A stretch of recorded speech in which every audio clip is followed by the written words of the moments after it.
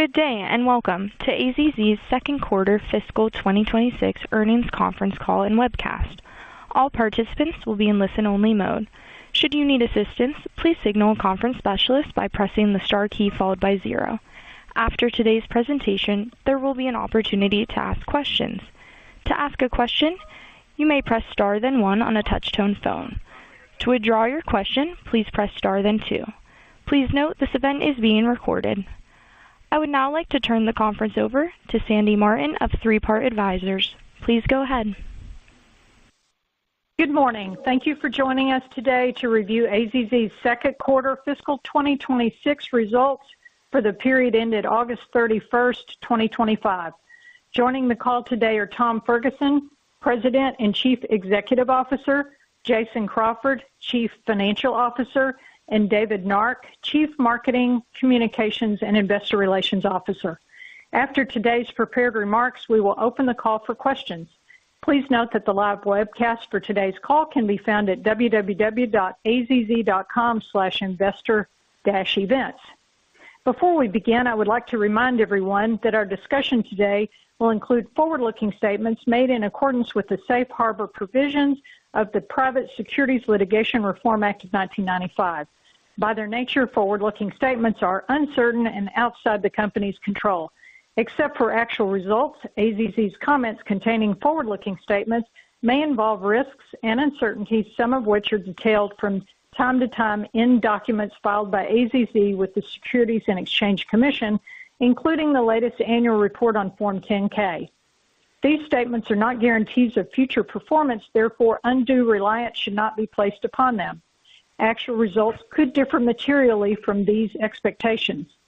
In addition, today's call will discuss non-GAAP financial measures, which should be considered supplemental and not as a substitute for GAAP financial measures. We refer our shareholders to our reconciliations from GAAP to non-GAAP measures contained in today's earnings press release. I would now like to turn the call over to Tom Ferguson. Thank you, Sandy. Good morning, and thank you for joining us to review AZZ's financial results today. We delivered solid second quarter results. Total sales increased by 2%, adjusted earnings per share rose 13.1%, and operating cash flow improved by 23%, underscoring our disciplined execution in a highly dynamic environment. Metal Coatings achieved a strong double-digit sales growth supported by higher volumes and sustained momentum related to robust infrastructure project activity. Metal Coating margins of 30.8% were down slightly as our mix of solar and transmission distribution increased, and these tend to be slightly lower margin markets. We remain confident in the strength of our core markets and the growth potential ahead for galvanized steel in construction, industrial, and electrical utility projects this year. Similar to others in the industry this quarter, Precoat Metals faced some mixed market conditions, particularly in relation to tariffs, but focused on protecting margins while pursuing market share opportunities.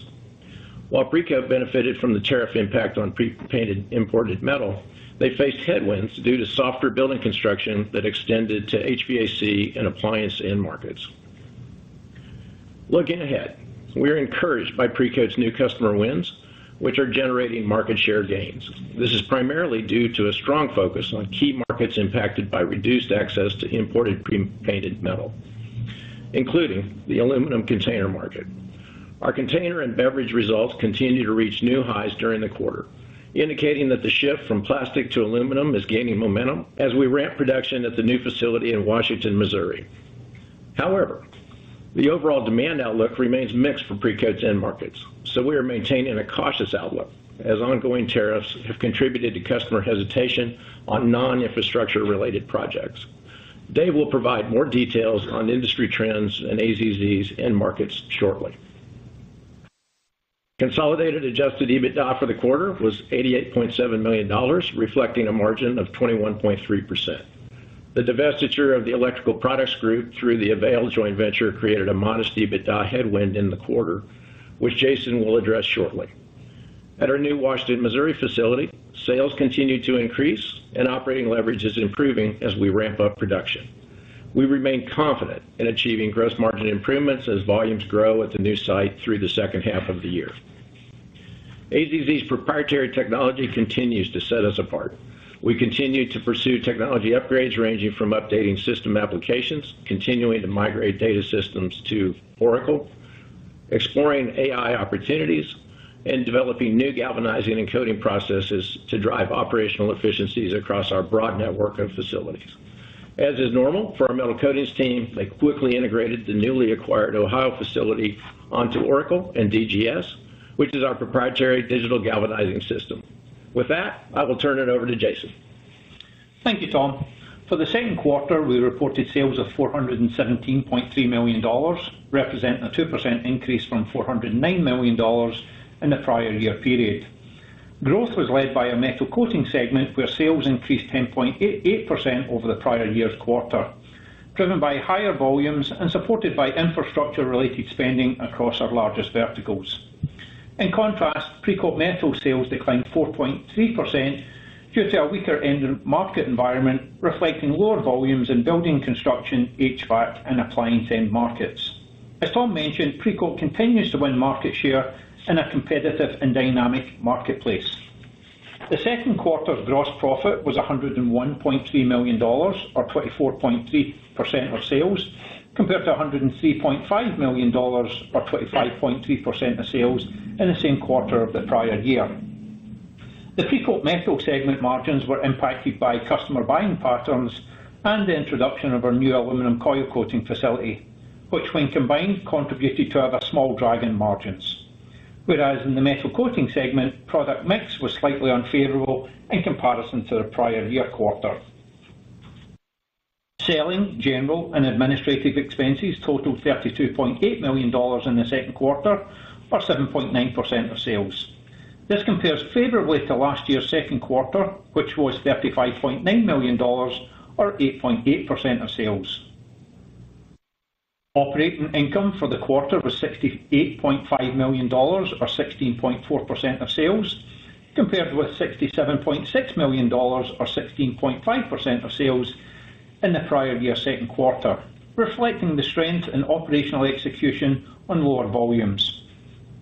As noted last quarter, Fernway, our 60% joint venture partner in Avail, divested the majority of its electrical products business in the quarter. For the second quarter, this transaction resulted in accounting adjustments to record an additional gain on the sale. Combined with other adjustments and operating performance of the remaining businesses, we reported equity and earnings of $59.3 million in the quarter. On an adjusted basis, our quarterly equity and earnings reflected a loss of $2.3 million from continuing operations. The loss in the quarter is primarily due to the excess overhead costs resulting from the divestiture of the electrical products business and the traditionally weaker summer season from Avail's welding solution business. Looking ahead, regarding our 40% ownership interest in the remaining Avail business, which now consists of Welding Services, lighting, and some international joint ventures, we are forecasting equity and earnings from unconsolidated subsidiaries to be zero for the remainder of the year. Interest expense for the second quarter was $13.7 million, representing a significant improvement of $8.2 million from the prior year due to a combination of debt paydown, debt repricing, and the accounts receivable securitization facility introduced in the quarter. The accounts receivable facility has a borrowings limit of $150 million and is accounted for as secured borrowings with an interest rate of 1 month SOFR plus 95 basis points, creating expected annual interest savings of $1.4 million versus current borrowings on the term loan. During the quarter, 100% of the proceeds received from this facility were used to pay down existing debt. The current quarter's income tax expense was $25 million, reflecting an effective tax rate of 21.9%, compared to 25.6% tax rate in the prior year's quarter. The tax rate reduction in the quarter is due to an increase in R&D tax credits attributable to technology spend on our new build Washington, Missouri facility. Reported net income for the second quarter was $89.3 million, compared to $35.4 million for the prior year quarter. Since our non-GAAP measure for adjusted net income excludes Amongst other items, equity and earnings from the Avail divestiture of $61.6 million, AZZ reported adjusted net income of $46.9 million, or adjusted diluted EPS of $1.55. This compares favourably to the prior year's adjusted net income of $41.3 million, or adjusted diluted EPS of $1.37, an increase of 13.1% compared to the same period of the prior year. Second quarter adjusted EBITDA was $88.7 million, or 21.3% of sales, compared to $91.9 million, or 22.5% of sales in the prior year. Excluding the impact of equity and earnings, our adjusted EBITDA for the second quarter would have been $91 million, or 21.8%, compared to $90.4 million, or 22.1%, in the same quarter last year. Turning to our financial position and balance sheet. For the second quarter, we generated cash flow from operations of $58.4 million. Consistent with our capital allocation strategy, in the quarter we invested $19.3 million in capital expenditures for the businesses, invested a further $30.1 million in the acquisition of our new galvanizing facility in Canton, Ohio, and increased our dividend payments to shareholders over prior year. With a slight pay down of debt in Q2, combined with our continued financial performance, our credit agreement net leverage ratio remained at 1.7 times, compared to 2.7 times in Q2 of last year. As communicated, we continue to maintain a disciplined approach to our capital allocation strategy, transitioning our focus to investments in organic growth and strategic M&A, while returning value to our shareholders through cash dividends and share buybacks, and maintaining our debt leverage in the target range of 1.5 to 2.5 times. With that, I'll turn the call over to David. Thank you, Jason. Let me begin with an update on the Infrastructure Investment and Jobs Act. As of August of this year, the Department of Transportation reported that 73% of IIJA program funds, totaling $319 billion, had been committed to specific projects, with approximately $177 billion already outlaid. Similarly, according to the Department of Energy website, 77%, or $74.9 billion, had been obligated to certain projects. Both agencies are expected to continue to announce awards or initiatives throughout the balance of this year. We believe that because the current legislation is scheduled to expire in 2026 and requires projects such as utility-grade solar to be completed by the end of next year, IIJA-related spending is having a positive effect on demand for our metal coating segment. We expect multi-year tailwinds associated with IIJA spending and will continue to monitor discussions regarding potential reauthorization beyond 2026 once the government reopens. During AZZ's second quarter, we continued to see infrastructure, non-building, and civil works projects as a bright spot, offset by softness in non-residential and residential building construction. Reported end market sales for AZZ were up, including utilities up 19%, consumer up 7.6%, while construction sales were up by less than 1% as compared to the same quarter last year. As noted today and in prior quarters, end market growth in utilities is elevated due to IIJA-related project spending, particularly solar, transmission and distribution, and data center projects. As Tom mentioned, the transition to aluminum packaging in both the food and beverage sectors remains a significant growth driver for AZZ. Our container end market has sustained strong momentum this year, supported by continued ramp-up of the production at our new Greenfield facility in Washington, Missouri, and recent share gain activity.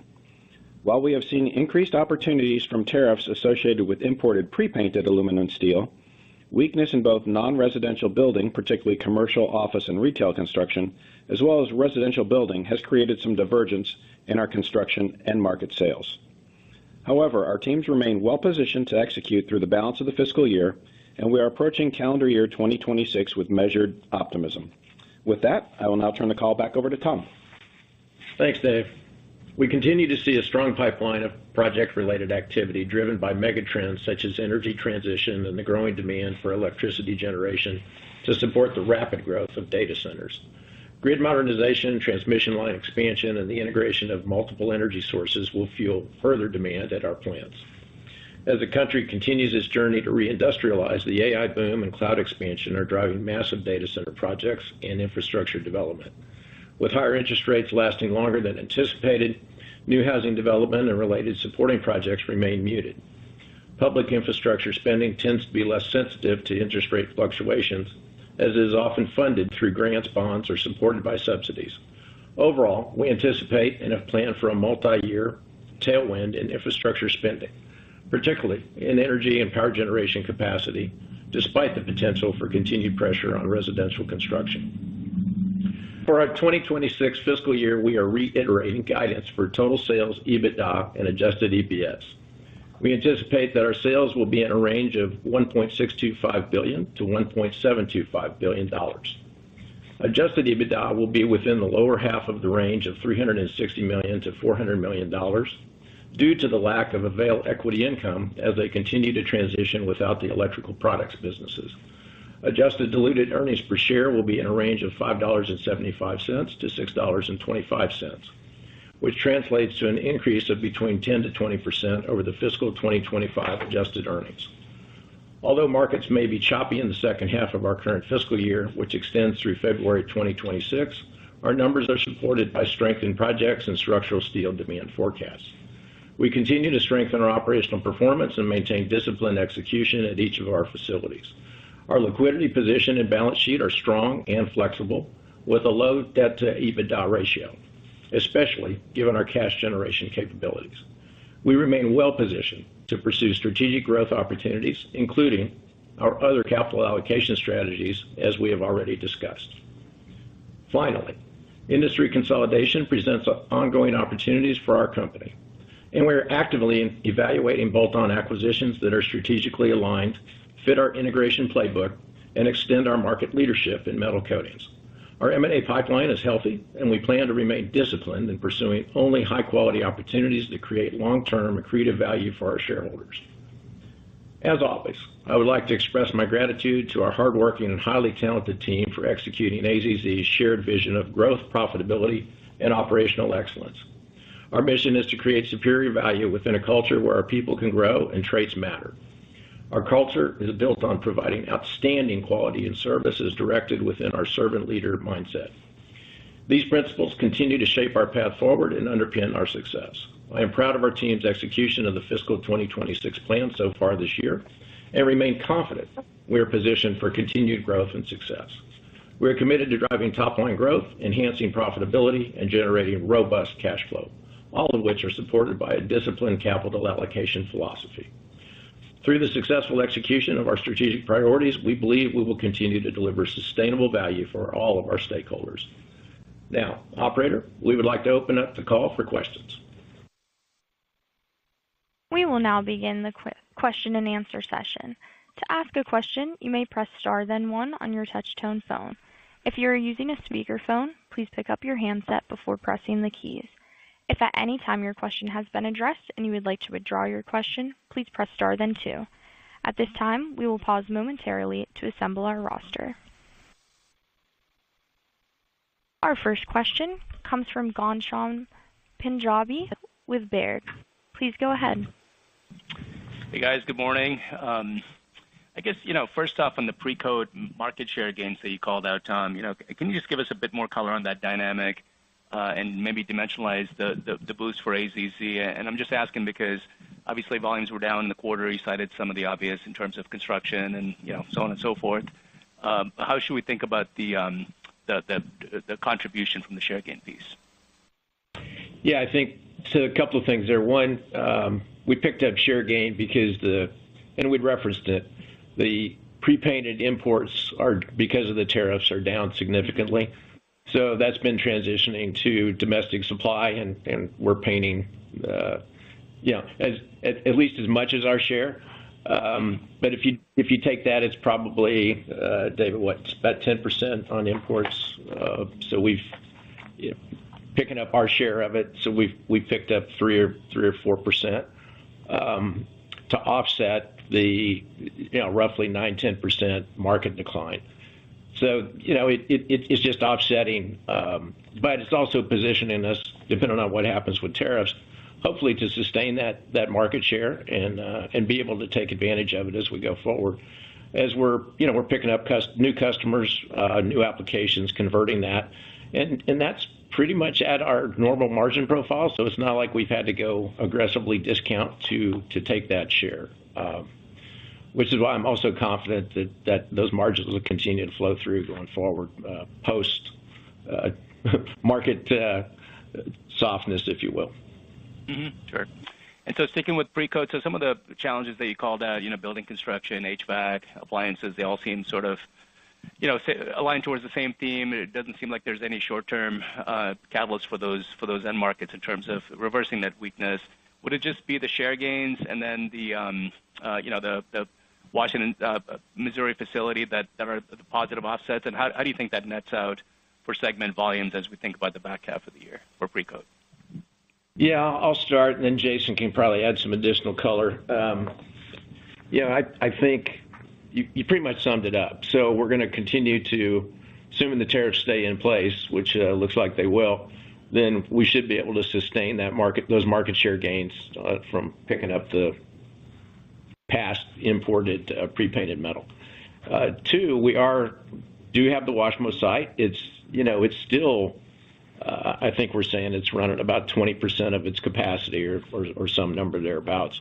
So it's still got a ramp to it as the next 6 months go on, and pretty significantly. So that's opportunity, and that is where there's strong demand in that aluminum container market. That's our sister facility to Washmo, which is the St. Louis, which has 2 lines, is doing really well because of the high demand in that market. So, as I look at it, I think, and then the third piece is we're also aggressively going after other conversions and chasing things. So any kind of rebound in construction, and I think we're seeing some signs of that. We had a big customer, we had a lot of customers at our annual golf tournament. And they generally feel like things have bottomed and starting to come back up in certain areas of the country, particularly.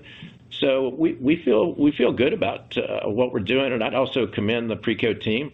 They've adjusted their operating and shifts and times and capacity. We're retaining capacity for the upturn that we hope to have as the year goes on. But also, as we talk about our variable cost structure, they've been able to adjust that pretty quickly. And I know this is about Precoat, but I'd say the metal coatings side has done that outstandingly well during that same time period. Okay, very good. Thank you. Jason, did you want to add any? No, I think the only other thing you could potentially add there is that when you think about the construction, it's certainly having an impact on the HVAC and appliance, but very minimally so. If you look at those 2 businesses, they're actually doing reasonably well. And quarter to quarter, there's an impact in terms of inventory levels and model changes, etc. So don't necessarily see them as being as much of a drag in comparison to the construction market. Well, and I'll also add in we had a good solid September, so we feel good as we've kicked off the third quarter. So kind of in line with the fact that a lot of the Precoat customers are feeling like things are the corner's starting to turn. Fantastic. Thank you so much. Thank you. The next question comes from Nick Giles with B. Riley Securities. Please go ahead. Yeah, thank you, operator. Good morning, everyone. Guys, still a very solid quarter here, and I wanted to just hone in on the guidance for a second. So you've reiterated your adjusted EBITDA guidance, and just curious, really, what would take you to the higher low end of the range at this point? I mean, how much is end market driven versus operational, and then how much EBITDA could Washington incrementally contribute as volumes continue to ramp? Thank you.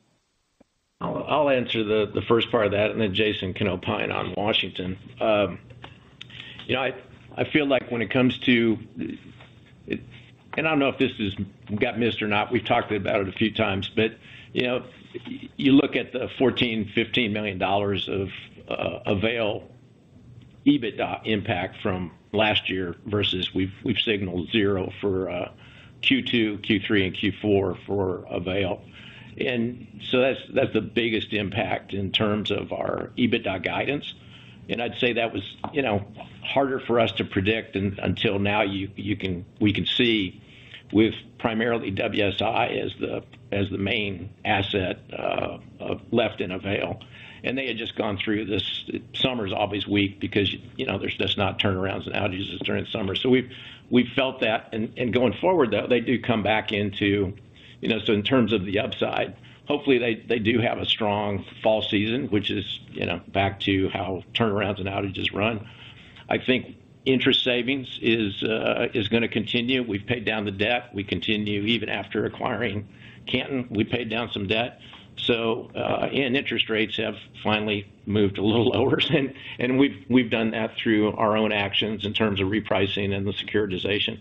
So we feel good about that. It's mostly embedded in our outlook, but there's upsides to that, and then hopefully we get a deal or two done particularly on the galvanizing side that before the end of the year and have some impact there, and because obviously the assets we're buying are going to be good galvanizing assets that we hope to improve as well. I think those are all the kind of pieces. Precoat's performing well. I think they're driving, to sustain those margins over 20%, and given the volume fall off. So as volumes pick up at all, that could also be upside to us. And then we do believe the metal coatings folks are driving hard to sustain that 31% margin profile while taking advantage of the higher than expected growth, driven partly by regulatory changes and the threat that solar is going to go away. So we're seeing lots of solar and pole transmission distribution kind of activity, which is we signal maybe slightly lower margin than on balance, but it's really, really good volumes. So we like that stuff a lot. And then Jason on Washington. Yeah, certainly Washington, as we've previously communicated, would be a drag in margins in the first half of the year and then start to turn positive in the second half of the year. And, we're very much in line with that. It was around about $2 million of a hit to margins in the first, in Q2 essentially. From a contribution margin point of view, the business is contributing with the volume that's flowing through there. We know that's ramp up volume. But obviously you've got the fixed costs associated with that facility, and largely the fixed costs are driven by depreciation of the $125 million. So it's very much in line with expectations. As you start to look at the second half of the year, then Q3, Q4, it starts to ramp, and we're very much in line with the expectation of that ramp profile. We'll start to hit capacity towards the 50% arena through Q3 getting into Q4. And then really see that start to pop in Q4. So very much aligned with expectations and very much built into original guidance and where we sit here today. Tom, Jason, I really appreciate all that detail. Maybe just back on the coil coating side. I mean, you've obviously deployed meaningful growth capital to expand capacity with Washington, but in the past, I think you have spoken about there could be some margin expansion opportunities on the coil coating side that could require some capital. Can you just remind us how you're thinking about that opportunity today? What would be the timing around kind of a project like that, and how many quarters would something like that undertake? Thank you. Yeah, and to be fair, I don't think there's any one big silver bullet out there. I think there's multiple projects that we've started to kick off coming through the summer program that will start to incrementally see some benefits, and we're seeing them start to kick in. And to be fair, that's applicable to both sides of the business. There's as we've highlighted, our capital allocation is looking at outside and inside, and some of the projects that sat in the sidelines are now getting turned into execution. So, again, I don't think there's going to be a big boost in terms of a step function, but we're going to continue to drive the opportunities that we see in front of ourselves. Guys, thanks again. Keep up the good work. Thanks. The next question comes from Adam Thalhimer with Thompson Davis. Please go ahead.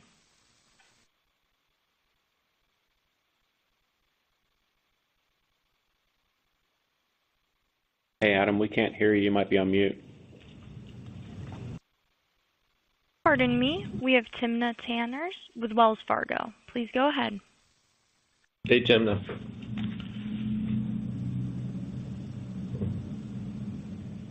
Import opportunity, is that fully played out, or are we still in somewhat early innings? I know that imports only really started to drop off more recently, so I'm just wondering if we could see a bit more share gains still to come. Yeah, it's really early innings. I think probably a couple of months of that. So, and that should have a good tail to it. It just it takes time to ramp up the domestic capacity, change project sourcing and things like that. So we feel good about that. The balance of the year, I'm not sure it's fully embedded in our forecast. Jason would probably disagree with me. He probably believes it is fully embedded. But I'm probably more the optimist, and so I look forward to that because we're engaging with some new customers and able to demonstrate our value add capabilities in terms of quality service and particularly responsiveness, and it does impact our. I would say it does have a slight negative impact on our margin profile because we're a lot of these are smaller orders. And we're winning them because we can turn them quickly and give them whatever kind of color combination that they want. So we really look forward to that continuing to grow and be able to sustain it regardless of whether the imports come back up or not. Gotcha. Okay, thank you. On the Washington ramp up, are you seeing any impact of reduced substrate because of the Oswego fire? No. I mean, certainly not from our point of view at this point. Obviously, there's one customer that supports that facility, and quite frankly, our production ramp is ahead of plan. Yeah. And we're executing with the material, and we were out at the facility a couple of weeks ago, and it's really starting to look like a coil coating facility versus a showpiece that a lot of the analysts had saw a couple of I guess 6 weeks ago or so. So I think we're in very good shape from that executing through the end of the year. Yeah, there's a lot of aluminum sitting in that on that floor now. So. Gotcha. Okay. All right, and then final one for me, if I could. Wanted to just probe a little bit more the M&A pipeline. Any updated thoughts on the economy having any impact on, more or less appetite to sell to you at this juncture? Thanks. Yeah, I think there's, we're working a couple of the typical bolt-ons for galvanizing, and it's one of them is actually a process, so we know that one will go forward. We can never quite predict. We tend to believe we're always going to be a strong contender for those, and then we've got a good game plan once we do acquire them, as we just did with Canton, almost immediately ramping it up to our margin profile. So I look forward to that, and we're going to be as aggressive as we need to be. Not seeing a whole lot shake loose because of it, which is actually a little bit surprising. We were hoping to see maybe one of these multi-site galvanizers decide to go on the market, but we haven't gotten any indication of that at this point. And then on the Precoat side, there's a couple of things out there. I think it's probably as much in our control as they can be.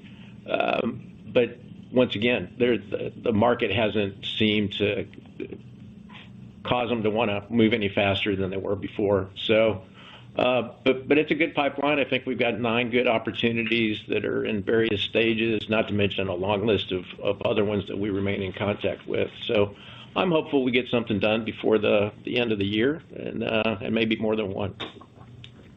Okay, thanks again. The next question comes from Adam Thalhimer with Thompson Davis. Please go ahead. Morning, guys. Can you hear me now? We can. Great. First one, within Precoat, I think there's also a negative impact from tariffs that possibly offsets the positive impact. I was just curious if you could walk through that, Tom. I'll let David do it. Yeah, I think you're right. As you look at the overall market for imported steel, Adam, We know that the pre-painted imports are down 23% this year. That has been, a bright spot or a tailwind for Precoat because that means there's less competitive pre-painted steel coming in. But offsetting that, the bare galvalume market's been down about 50% due to the tariff impacts. So that's really the difference in the numbers and why Precoat was having some headwinds this year, because normally that imported bare is volume that they would be the natural source to be selected to quote and coat that product. So, but as Tom mentioned, we think that our customers are telling us things have bottomed out. They did buy ahead and placed orders ahead of the tariffs and have been working through the inventory that they've had on the shelf, and we look forward to things turning around later on. Yeah, I'd add that the tariff impact is really driven, as Dave mentioned. It's just the uncertainty. So you've got projects being deferred, delayed, and I'd say it's a combination of tariffs as well as the lower interest expectations, as we had noted. Interest rates have stayed higher from the Fed longer than I think a lot of people anticipated, and now with the government shut down, who knows what the next step is. So I think that's just created hesitancy on non-infrastructure projects versus what you see on the metal coating side, where those infrastructure projects are going forward, and if anything, on the solar stuff, it's accelerated. So, on one segment, it's a positive. On the other segment, it's mixed, as you said, and probably more negative than positive in the aggregate for Precoat. Okay. That makes sense. And then second question for me, I was curious on your confidence in no further losses from Avail. I'm just curious if, just to be conservative, if we should model a slight loss in Q3, and then where they are in the process of monetizing the remaining businesses. Yeah, and we're very much aligned that now you got a subscale piece of business, which is really three pieces. WSI forming by far the largest in terms of sales, but not in terms of contribution margin. Then you got a lighting business, which is a nice little business that I think they'll get that transacted, hopefully this year. And then there's a Chinese joint venture high voltage bus business that once again I'd hope that they could get that transacted this year. WSI is a tougher one because it's a little more impacted from a market perspective in terms of refinery turnarounds and things like that. So that's probably we'd prefer not, but it's probably a longer term piece. In terms of the Q3, you could. I'd say it's hard for us to predict because Q3 should be typically is the fall season and tends to be a stronger one for WSI. On the other hand, as Jason alluded to, they are carrying more overhead that they can't get at while the TSAs with Invent are running. So, on balance, I think we're pegging it at zero, and I'd say it's more likely slightly negative in Q3. The risk is probably more negative in Q3 than the upside, and then Q4 they go into the winter, but hopefully some of these other things transact. And the only thing I would add on top of that, Adam, is they've started to digest the TSA and they've started to accommodate the infrastructure that they need to support that. So we are starting to see some moves in terms of realigning their corporate overhead costs. So you should get that pick up going into the second half, and then as Tom mentioned, the seasonality impact of the WSI business. Good color. Thanks, guys. Sure. Again, if you have a question, please press star then one. Our next question comes from Mark Reichman with Noble Capital Markets. Please go ahead. Thank you. Just a couple of questions. On interest expense, when we published at the end of September, we took our interest expense numbers down. I think we were kind of landing around $49-50 million for the year. And of course, the second quarter came in a little higher than our revised estimate. So I was just kind of curious, your guidance hasn't changed, but in the past, your guidance had included $55 to $65 million of interest expense. What would your expectations be for interest expense for the full year of 2026, for the fiscal year 2026? Yeah, I think the part in terms of the interest and picking up some favorability, given that we've reduced our total debt through the Avail transaction. As you look at our interest expense in the quarter, then we certainly picked up some favorability, but it was more towards the back end of the year, the back end of the quarter, given the repricing of the term loan and the introduction of the securitization. So I would say as you look at our quarter in Q2, that's got to improve in Q3 and Q4, obviously through the cost of debt. And then we will continue to pay down debt through the second half of the year, excluding any impact from M&A or any share repurchases. And the second question is the SG&A in 2025 ran about 9% of sales. It was 8.2%, I think, in the May quarter, but dipped down to 7.9% this quarter. What are your expectations for the? Well, I guess is as a percentage of sales the right way to look at it, or what would your expectations be for the remainder of the year and maybe kind of an ongoing percentage? Yeah, I think that 8% number is fairly representative. Obviously, seasonality kicks in the back half of the year, or certainly in Q4, where obviously SG&A is a little bit more of a fixed cost. So the number that you're seeing in Q2, there really isn't any great pluses or minuses away from that through the end of the year.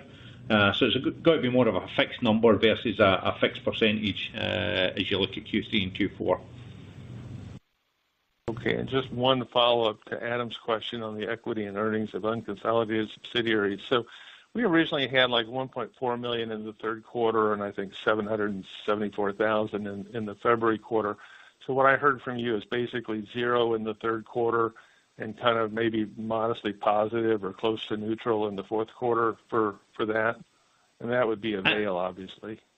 Yeah. Our guidance is zero for both, and I think some of the discussions that we've been having is there's certainly a sensitivity around about that. We're going to get it wrong. We're going to get it slightly wrong in the upside or the downside. I would say in Q3, it's probably, if anything, it's slightly wrong in the upside and then slightly wrong in the downside. The seasonality for the WSI business has got to kick in Q4. So the determining factor in Q4 is going to be how quickly they can ramp the overhead costs to realign to the current business. But really, as you look at the numbers, then in theory, in Q3 and Q4, it should be a very minimal plus or minus round about zero. Okay, that's very helpful. Thank you very much.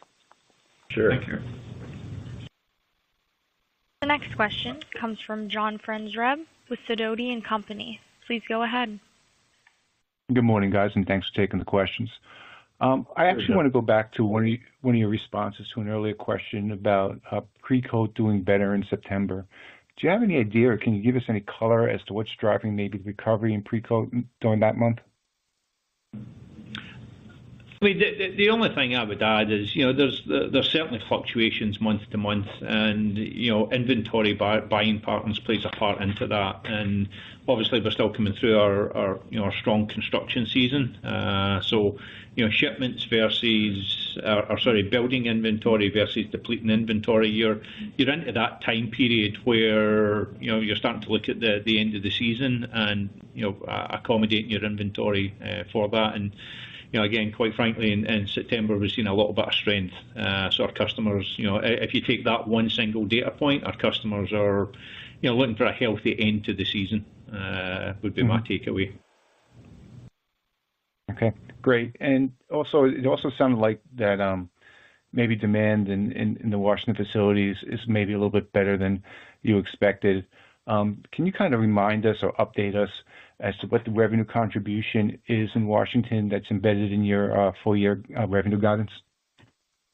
Yeah, to be fair, we've not went into that level of detail, and there's still a lot of variations to take place, and quite frankly, we've got a sister facility in the St. Louis area, and we'll use some of the volume from that to help ramp it, etc. So it's not a black and white just looking at that single facility and how it's going to play into the overall results.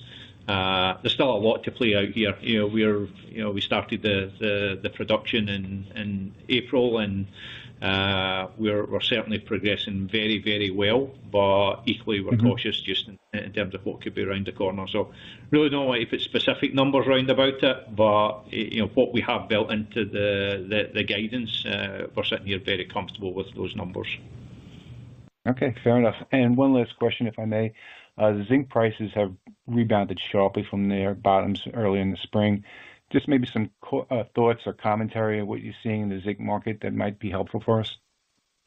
Sure. Yeah. First thing is, we have seen that, which usually makes opportunities for not that we base our price off of cost. We're very value pricing oriented. But usually when zinc's going up on the LME, customers understand that's going to start to affect prices, so that creates some opportunities. Two, we've got 6 to 8 months of inventory in our kettles, so it doesn't have much impact on our margin profile, the balance of the year, our cost of zinc, the balance of the year. Yeah, but clearly that will start to color how we look at next year, and as we're entering the process to put our plans and budgets together for the next fiscal year. But generally, I think it's going to continue up, but I'm not sure. I'm not sure we're going to. Usually, when things start to change, when you see some spikes, and this has been more of a gradual increase, and generally that's very manageable for us. So.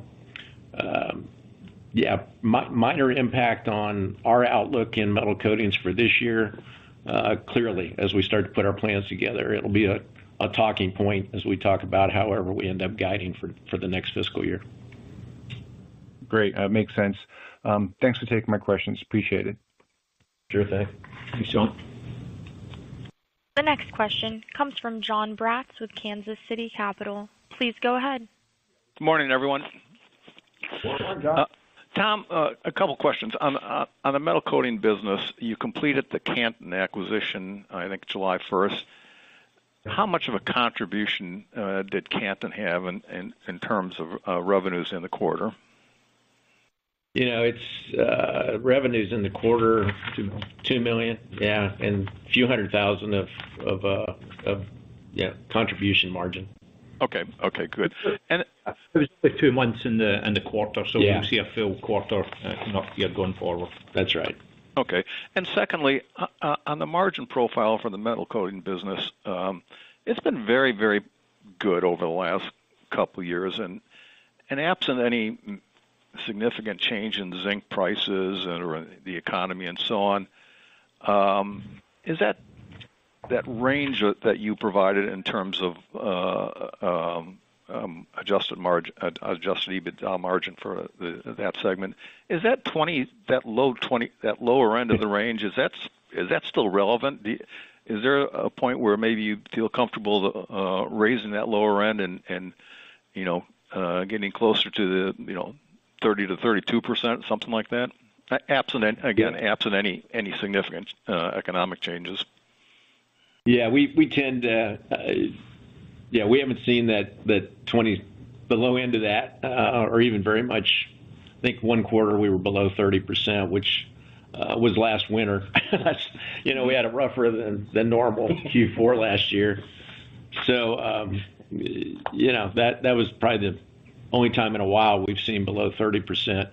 But yeah, I think we're pretty confident in this. Where we're at is 30 to 32%. We'll look at that as we go into the planning process. We just completed our strategic plan, and we'll be rolling out some communication on that as we go forward. But yeah, we're pretty comfortable with their margin profile at holding in the 30+% range the balance of this year. So yeah, we might get comfortable to guide to a tighter range on that. So.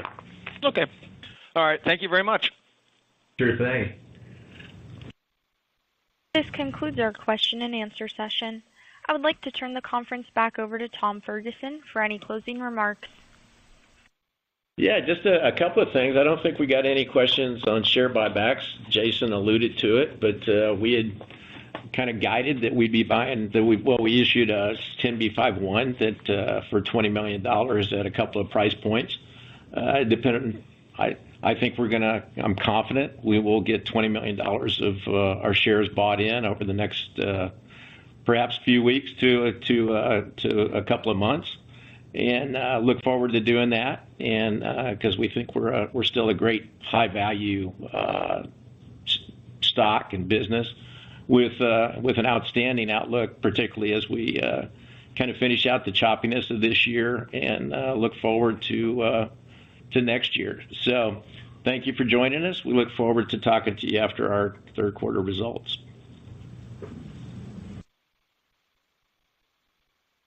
The conference has now concluded. Thank you for attending today's presentation. You may now disconnect.